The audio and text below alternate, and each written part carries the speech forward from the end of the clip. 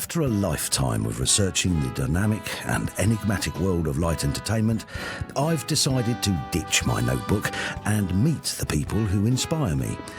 What makes them the people they are? How do they feel about the show business landscape in which they find themselves? And in a world where anyone can be a star, is there still a need for performers who have universal appeal? Come with me on a journey of discovery as I get a unique insight into Britain's favourite stars with a little help from my glamorous assistants. Yeah, well, I say glamorous, more like hazardous. And of course, we'll have a bit of fun along the way. Making her television debut on the cult 1960s serial drama Dixon of Dock Green, television and theatre actress Vicki Michelle became a household name in 1982 for her career-defining portrayal of lustful waitress Yvette Cart-Blanch in Crofton Lloyd's wartime sitcom Allo Allo. Throughout the 1990s, Vicki could be seen as the fictional neighbour of Noel Edmonds on the hugely popular Saturday night extravaganza Noel's House Party, before securing the part of Patricia Foster in the ITV serial drama Emmerdale. I caught up with the star of stage and screen on set of her nationwide tour Hormonal Housewives to talk comedy, soap and TV. Ladies and gentlemen, Miss Vicki Michelle. So let's go back to the beginning. Yeah. One of your earliest television parts came in 1972 when you had a cameo in Clement and Lefrene's Whatever Happened to the Likely Lads. Oh yeah. In what ways did this give you a grounding in TV sitcom, which then you were able to build upon a decade or so later? The Likely Lads. Well, The Likely Lads was great because it was such a sort of iconic series to be in. And then I was working with Rodney Bewes and James Bolan, who were both brilliant. And you know, like the girls, it was sort of, we were a bit sort of dolly birds then. And so that was like, you know, the glamorous girl. I think that was the roulette scene when he was gambling. I think that's the one that you're talking about, Josh, I think. And so it was great to work with two really good actors and to do that part. And I had to have I think it was a Manchester accent. It was a northern accent anyway that I used. So I really enjoyed that, and great working with those two guys, and also people still watch it. And then I did the Likely Lads film after that, which everyone sees at Christmas. Yeah. So they bring it out and no one says, oh, I saw you in this or I saw you in that, Vicky. Saw you in the Likely Lads film. And that was a great film. I did that with, I think, Penny Irving. And I really enjoyed that, except the day before filming, we went out, all the producers and directors went out for curry, and I got severe food poisoning. So I was not well the next day. But apart from that, it was great to do that and be in a film that everyone loves and recognises. Okay, so 1978 now, Come Back Mrs. Noah. That was an extremely forward-thinking show for its time and gave Britain its first sci-fi sitcom, along with your first character role. But why do you feel it's not as celebrated as other Croft and Lloyd work? And how did it feel sharing the screen with Ian Lander and Molly Sutton? Well, Come Back Mrs. Noah. I actually went for the audition for that. So I was auditioning for one of the main parts. And my sister was auditioning as well. And this was the new thing. It was going to be great. It was set in space. And it was a great, really good script. And David Croft couldn't make his mind up with either me or Anne to choose for the part. And I'm probably not answering your question yet, but I'm just telling you what happened, which is quite interesting, I think. And so David Croft decided to go with my sister for this part. And she played, was it Scarth Dare or something like that, Josh? Not sure, do you remember? Anyway, it was Come Back Mrs. Noah, and it was going to be huge. And I think it only lasted 2 series. And the reason why is because Kenny Everett show had come on. And it was against the Kenny Everett show on the other side. And I think that's the only reason that wasn't taken on for more series, because it was really good. Molly Sugden, Ian Lavender, you know, my sister, and I played. So my sister was with David, and they were looking for, one of the parts was a French-made robot. And so Anne said, why don't you use Vicky for the French-made robot? So I played the French-made robot in Come Back Mrs. Noah. But it was my sister that had the leading role in that. Right. Yeah. Does that answer what you asked me? Probably not. What did you say? Close enough. You can rejig it. You could rejig the questions. Yeah. So then we move on to 1982. Mm-hmm. You secured a role in another Croft and Lloyd sitcom, Allo Allo. Yeah. What were your first impressions of the character Yvette? I actually read for Yvette Cart-Blanch and Michelle of the Resistance. So, and I think the reason that I went up for this was because I played the French maid robot in Come Back, Mrs. Noah. So they went, oh, we need someone French. Who's French? Oh, what about Vicki? So they got me in for Allo Allo to read for those. And I remember, I just read it once, and I read both of those parts. And David went, yes, darling, that's lovely. And I went, do you want me to read it again? No, it's fine. I went, okay. And then I thought, I felt like it went well. And then we didn't hear for about 6 months, because then by that time I thought, I've lost it. I didn't get it. And then the BBC decided to go ahead with it, and I got the part of Yvette. And when I read the script, it was hysterical. I mean, the actual pilot was so funny. And I thought, this is a real hit. But you don't know till you get out there. So it did become a huge hit, and the rest was history. And I became Yvette Cart-Blanch. So, mentioned David Croft again there. Yeah, and Jeremy Lloyd. So David Croft and Jeremy Lloyd were the writers for that. And both of them were so clever. And Jeremy would sit in on some of the rehearsals, and then he'd just come up with a line. He said, oh no, say this line. And that would go in. But we stuck to the script. It was very scripted because they were so funny. The two of them writing together, just so brilliant. And I think that's the secret of really good comedy, is that they wrote 1, 2, 3, laugh. 1, 2, 3 for laugh. And it's laugh out loud comedy. I think a lot of comedy you get today is more like a comedy drama, because you might smile, you might laugh, but you're not laughing out loud. Yeah. Whereas these shows were laugh out loud comedy. And that is a talent, to be able to do that. Yeah. So, as he did so triumphantly for Dad's Army as well, David Croft chose to set the sitcom in a specific time in history. Yeah. How significant do you think that was in the sort of enduring nature of the sitcom? Well, the thing is that it was set in wartime France. One, it was quite difficult for the BBC to say, yes, go along, because we were sending up the war, but like David Croft said, we sent up everyone. So we send, and he described it as the French are randy, the Germans are kinky, and the English are stupid. And that's how they wrote this sitcom. So it was across the board where everyone was sent up. But in terms of longevity, the fact that it was set in wartime France is the reason that it did last so long. And I think that, and it has endured, and it's still, we sold to over 80 countries. It's still being bought by South Africa, Germany, Scandinavia, or now Australia, New Zealand. So they're still buying it and still showing it, as we are here. So in terms of longevity, it was brilliant to put that into a time where it can't be dated. And the same thing is with Dad's Army, it can't be dated. Whereas if you do a 1960 or say we're going to do a 2000, it'll be dated. Yeah. So very clever to do that, and sustainability. Yeah.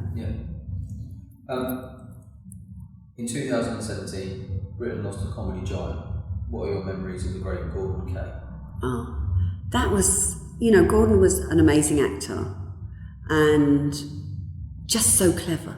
And when he got the script, obviously it was brilliantly written, but he'd do things, with bodily and things that he'd do. He'd put his hand to his head or just do little touches that added to the character.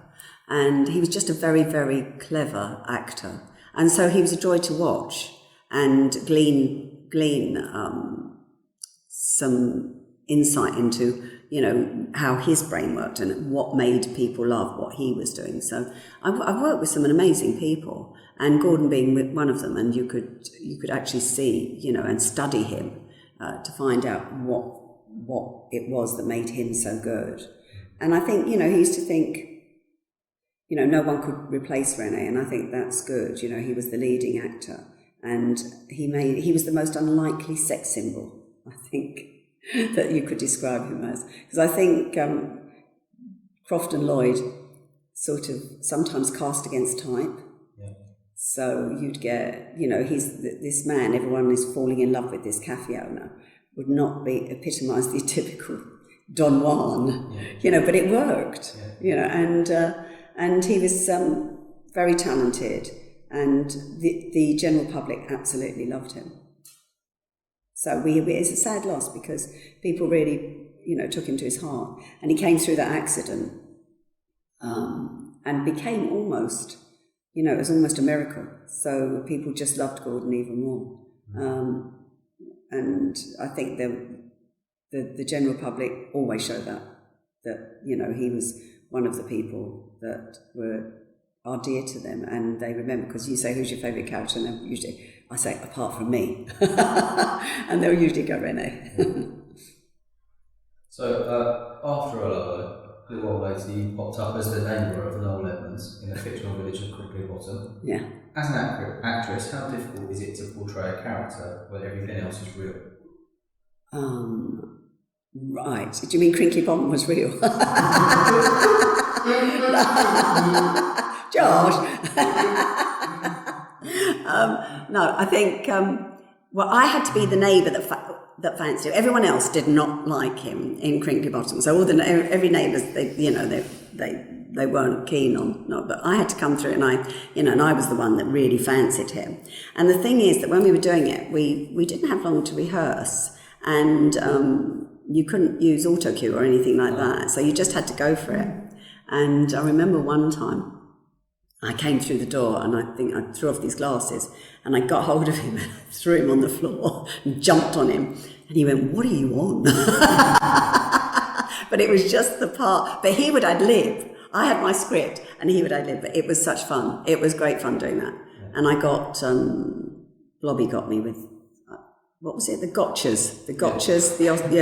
So I got gotcha'd, and then he interviewed me after that, and I had this really lovely blue suit, and I really liked this blue suit. It was my really favourite blue suit, and I loved it. And so Noel is interviewing me. How did it feel when you got, when you were gotcha'd, Vicky, and la la la? And I went, well, it was sunset. And then all of a sudden, I could smell curry, and I saw Blobby, and he was coming across, and I remember everything going in slow motion. And I went, no, and he threw the curry all over me and the blue suit. I was not happy. Did it come out? I take it that was the not very well. Yeah. It did come out, but I did have a go at Noel over that. I said, I love that suit.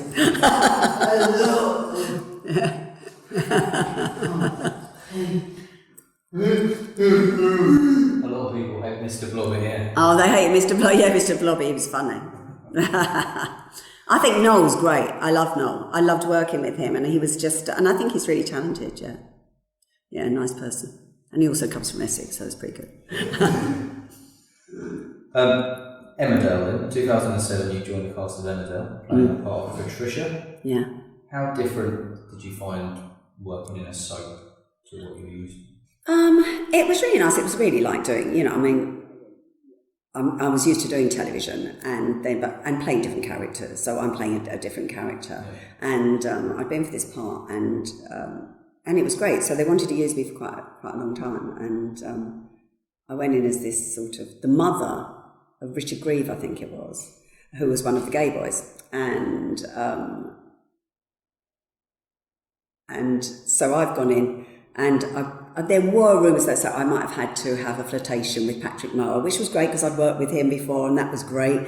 So, and I really enjoyed meeting the people. People were lovely, and they took me in, and they were really lovely to me.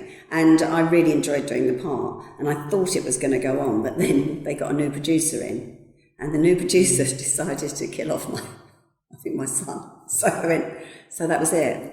Otherwise, it would have gone on for longer. Was this a bit of a bucket list thing as an actress? To do it, I think it's nice to be in the soaps. Yeah, and I've never had a bucket list really. I think I just am really grateful to to keep working, and I always get wonderful jobs. Like at the moment, I'm doing Hormonal Housewives, which is brilliant, and we're packing out with like 500 people a night or more, and that is great. And this has been a new learning curve. So I think what I love about the business is that I'm learning from it all the time, and this is a completely different way of dealing with audiences and the reaction we're getting. So glad to be. I think the bucket list, I'll probably go, I'll play Cleopatra in Shakespeare or something, It's not going to happen, maybe, but even so, never say never. And so I'm just happy to find out what's in store for me around the corner. Yeah, we just wanted to know then, looking back over your career, what would you say your proudest achievement is? Ooh. Well, obviously Allo Allo, because it was a fantastic show, and I was very proud to be in something that the British people and people across the world love dearly and still comment on and still come up and listen very carefully or say and they do all that, and it's always with a laugh and a joke, and I think that's important. So we're part of sort of comedy history with that, so I'm proud of that. I'm also proud to have done lots of other things. I worked with Ray Winston in played his wife in All About the Game or something. And that was about football. And that was really nice working with him, sort of doing a film come television. That was nice. Also, I think probably in terms of theatre, when I played Miss Hannigan in Annie, that was a brilliant show. And I'd always wanted to play Miss Hannigan. And my daughter, who's an actress, actually when she was at college, she played Miss Hannigan before me, so she's giving me tips. But that was a great part to play. And I played that 3 times at 3 different venues, Lincoln and Canterbury and Stevenage, and I loved playing that. Salad Days was a great one. Played Lady Rayburn and Asphyxia in that. That was a great show to do. And what others? I've done lots of farces and things. So I've loved everything that I've worked on, and even if it's been a small part, I've learnt from it or met people that are going to use you again. So I think I don't know. Allo Allo would be my greatest achievement as far as I think becoming known to the country. But I've done some really good parts that I'm very proud of too.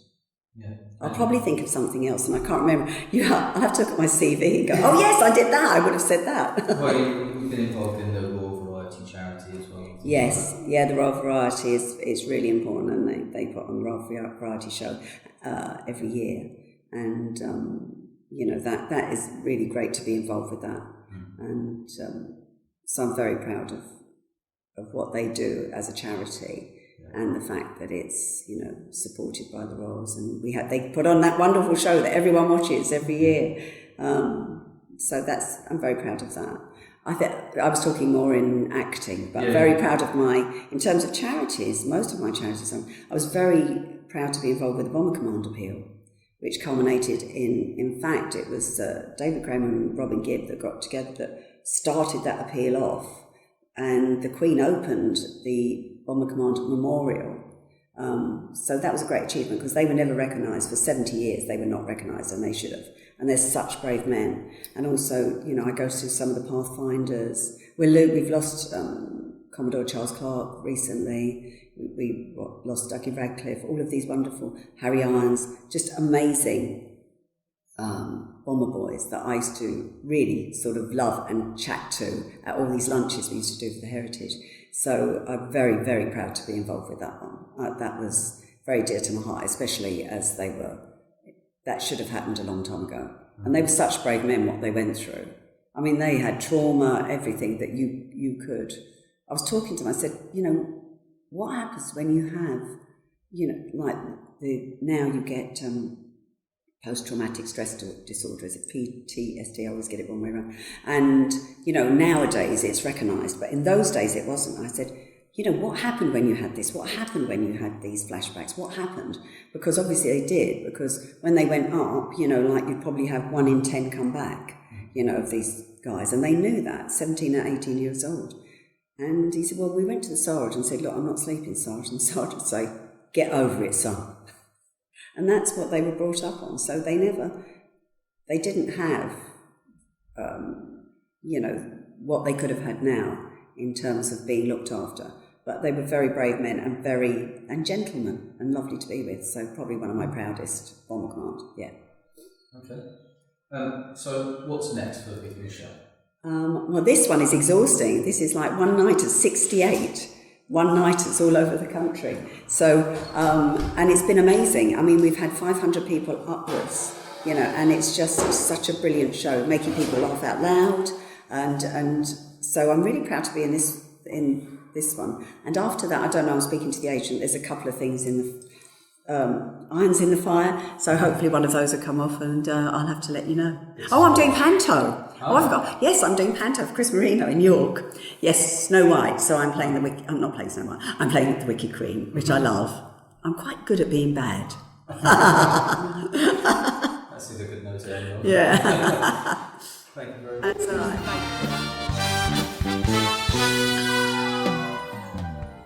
A big thank you to our guest for being the subject of another Beyond the Title interview. If you like this, why not browse the website and see if there's anything else that takes your fancy. Don't forget to like our Facebook page to receive updates of forthcoming interviews and to see more information about me and what I do. Thanks again, and hopefully see you next time for another Beyond the Title interview.